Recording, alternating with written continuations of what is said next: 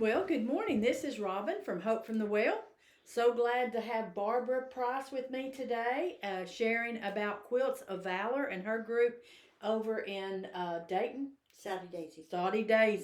Saudi Daisy, and so she's going to share about Quilts of Valor and that's all about. But first, I want to share this. We are at the Madewell Retreat Center in the sitting room of the retreat center today because Barbara and her sister and another lady are here on a retreat, a quilt retreat.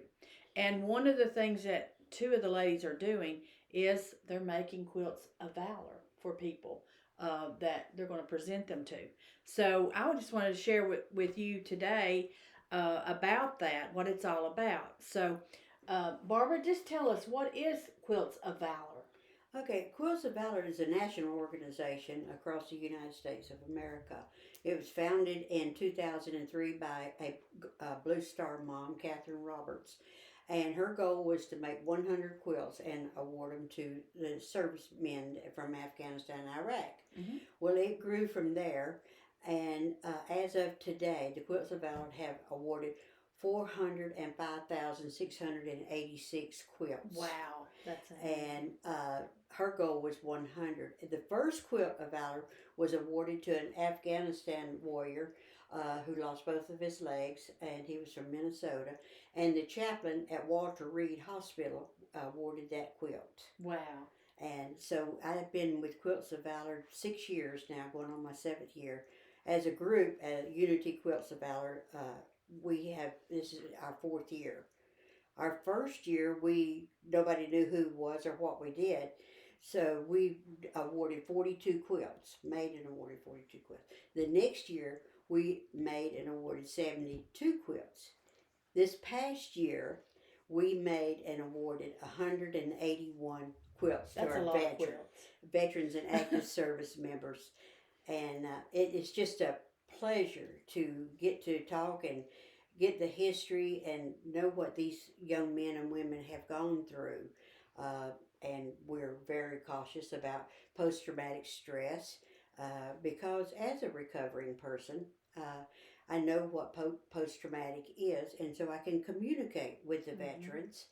And, post-traumatic for me, I view it as our brain has to interpret something that we're familiar with. And when things happen to us in the military or in life and we have nothing to associate it with, we don't know where to put that. Yeah. So we internalize it. Mm-hmm. We become with the veterans, they get the why didn't I die? And then with our outside people, when we get post-traumatic stress from abuse or whatever, Yes. we turn to alcohol and we turn it inwards. It's my fault. This is the reason why this stuff happened to me. So I have been able to take my history, which I was so ashamed of, and use it today to communicate with them. Right, that is so awesome. It makes me think of the scripture that says, what the enemy intended for harm, God is using for good for the saving of many. Yeah, what was meant to destroy me has made me stronger today to be the woman that I am. Yes, and you are a strong woman. Barbara is an awesome woman. And now those quilts that you make, how many are in your group that helps with that? As far as quilters, we've got maybe 8 or 9 that make the quilt. I do most of the long arming. It's putting the top of the middle and the back together. And then everybody that wants to can present them to them. We make a nice presentation with a gold star certificate that we award them.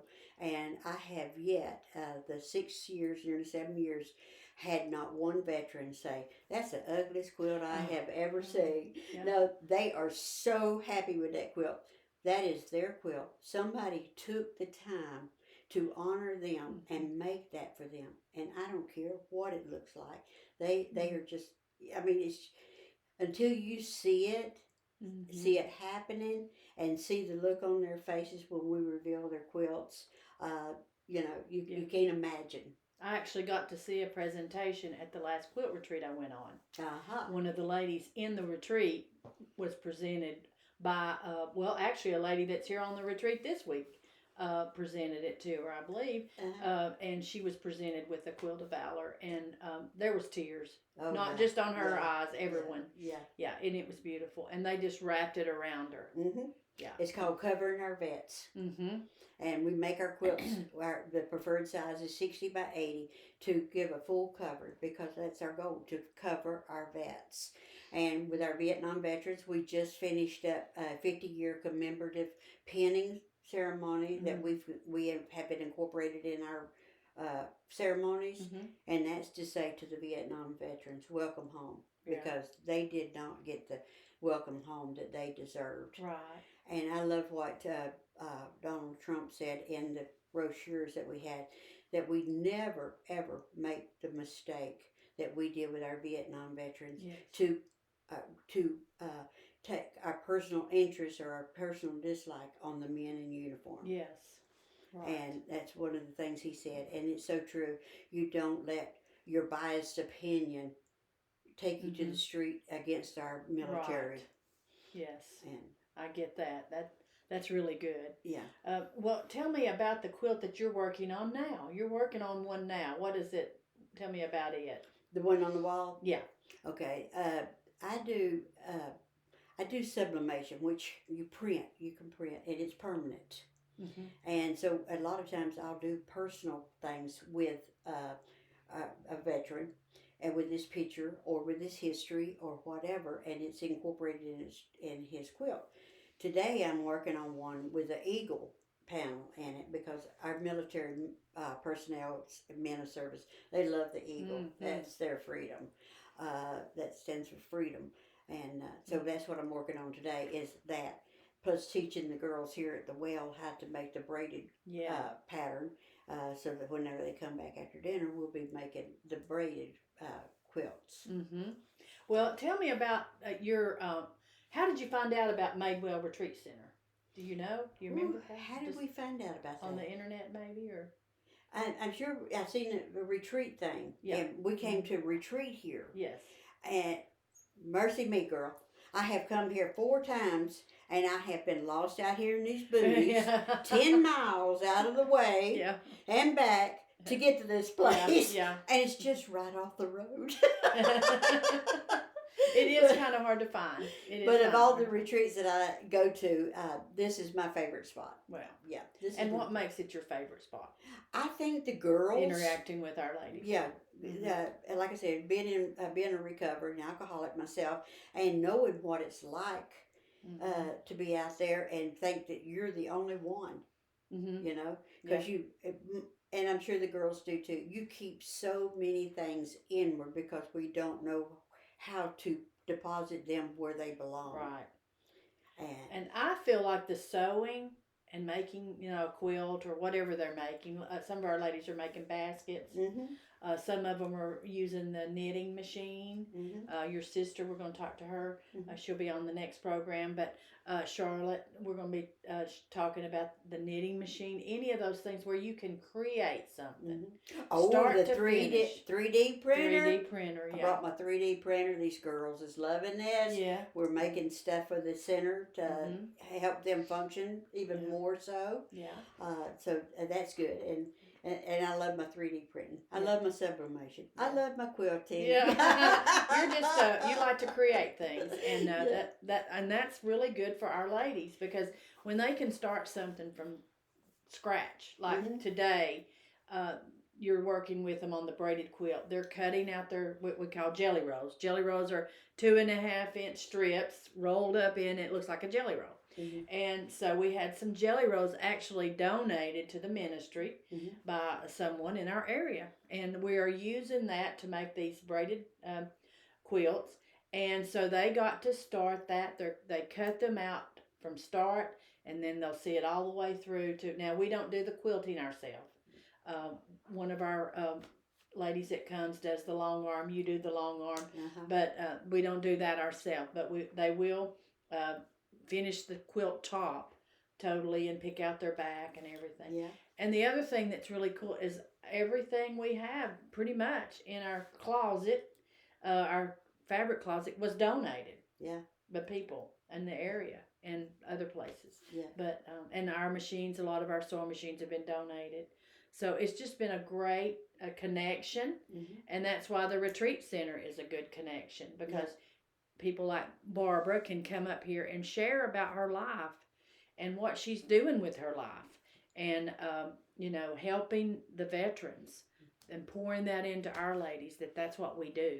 When you come out of a situation like you came out of, that's not the end. No, that's the beginning. And that's when the beginning. When you choose to move forward, that's the beginning of something awesome. I say, by the grace of God, I am today able to rise above it and go to higher, who knows what. If you just give me a few more years, I think I could move the world. I know you can. You told me an interesting story, and we'll end with this. But you did a quilt for a lady that was not only just in the service, but she had also was part of an Indian tribe. We have 3 Native American Indians in our group, and Vicky Joe is 28-year Army veteran. She is also from the Oneida tribe, which was the 6 nation tribes up north that owned all New York, Illinois, down to the Carolinas, and of course it was took from them. But Vicky Joe is she's a quilter, and she's made 3 quilts. But we train her, we teach her, and it was so neat to be able to honor her with a quilt that I made. I had her military pictures on it, and I didn't know exactly how I should do it. So I took the first part of the quilt and I made it military. On her second part, I did it in her Oneida tribe with her tribal Indians. Oh, wow. She was with the Turtle Clan, and I did a lot of history on the Oneida tribe and the Indians, period. And a lot of stuff she didn't even know. But her grandmother was in the federal school system, the abusive school system. And so now Vicky Joe was coming out. And she is now starting to value her history and going back, because they you couldn't do anything for 50 years. So people couldn't sue them, the federal government. Oh, wow. And so now she's going back and getting all the history from these institutes that they took these Indian children from. And the goal was kill the Indian, save the man. And so now the Indian tribes are trying to get their language back, get their history back. And believe it or not, your history is what made you what you are. Yes. Now, you can rise above it or you can stay in it. But I thank God for being raised in poverty, being raised poor, because I have a way to go. I can go up. Yes, that's right. Yeah. Whenever you want to stay there, just stay there and just go down, down, down. But you don't have to. You don't have to, yeah.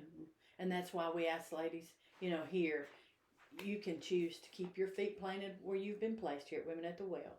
And you can have a whole new life. Some of our ladies are going to college. Some of our we have one of our ladies that's running for city council in her town.